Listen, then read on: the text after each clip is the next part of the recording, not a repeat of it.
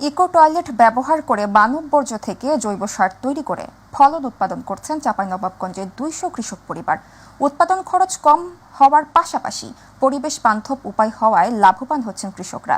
রাসায়নিক সারের বদলে জৈব সার ব্যবহারে বাম্পার ফলনে খুশি তারা।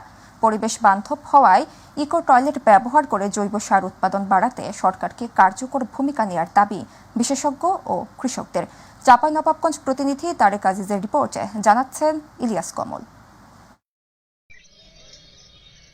থোকায় থোকায় ধরেছে বেগুন, টমেটো সহ বিভিন্ন ফসল। বিস্তীর্ণ মাঠ জুড়ে চাষাবাদ হয়েছে ধানের। বাম্পার ফলনে খুশি চাষিরা।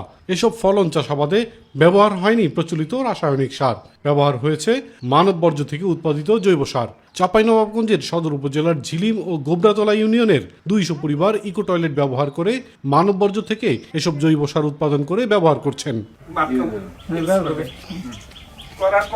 এই সার ব্যবহারে কমেছে উৎপাদন খরচ, বেড়েছে লাভ। জমিতে জৈব সার ব্যবহারে উৎপাদনের পরিমাণও বেড়েছে। ফলে দিন দিন বাড়ছে ইকো টয়লেট ব্যবহার করে মানব বর্জ্য থেকে জৈব সার ব্যবহার। জৈব সার আপনার ভালো সার নিজে তৈরি করে আপনার এই সারটা দিচ্ছি আমরা নিজে। ধানের জমিতে ব্যবহার করতে পারি, তারপরে আপনার বেগুনের ভুঁইয়ে ব্যবহার করতে পারি। এই টয়লেট পেয়ে আমাদের অনেক উপকার হয়। ব্যবহার করে যেটা সার হচ্ছে ওইগুলা জমিতে দিচ্ছি। ক্ষতিকর দিক না থাকায় ও লাভবান হওয়ায় ক্ষুদ্র নৃগোষ্ঠী ও কৃষকদের মাঝে ইকো টয়লেট ব্যবহার বাড়ছে দাবি সংশ্লিষ্টদের। আগে যে সমস্যা বোধ করতাম যে তাদের মধ্যে যারা এই সারটা ব্যবহার করতে ঘৃণা বোধ করতো, বিরক্ত বোধ করতো, কিন্তু এখন এই ধরনের আর কোনো সমস্যার কারণ নাই।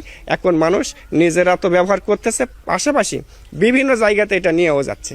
নিরাপদ খাদ্য উৎপাদন ও জমির গুণগত মান ঠিক রাখতে ইকো টয়লেটের মাধ্যমে জৈব সার উৎপাদন ও ব্যবহারের বিকল্প নেই দাবি বিশেষজ্ঞদের। এটি সম্পূর্ণ পরিবেশ বান্ধব বলে জানায় পরিবেশ অধিদপ্তরের কর্মকর্তারা। আমাদের মধ্যে হয়তো মনে হতে পারে যে মানুষের বর্জ্য আবার জৈব সার করে, কিন্তু এটা যখন পচে যাবে, ডিকম্পোজ হয়ে যাবে, সেটা কিন্তু আর কোনো দুর্গন্ধ থাকবে না এবং এখানে কিন্তু অন্য কোনো আর সমস্যা থাকে না। সেটা মানুষ ইচ্ছা করলে জৈব সার হিসেবে ব্যবহার করতে পারবে। মানব যে বর্জ্যটাকে যত্র না ফেলে টয়লেটের মাধ্যমে প্রক্রিয়াকরণ করে এটা জৈব সার তৈরি করে সেই জৈব সারটা দিয়ে কৃষি জমি বা অন্য কাজে ব্যবহার করা হয়। এক একটি ইকো টয়লেট থেকে বছরে উৎপাদিত 150 কেজি জৈব সার 1 বিঘা জমিতে ব্যবহার করা যায়। এতে বিঘা প্রতি কৃষকের সাশ্রয় হয় 2 থেকে 3 হাজার টাকা। ইলিয়াস কমল, মাই টিভি।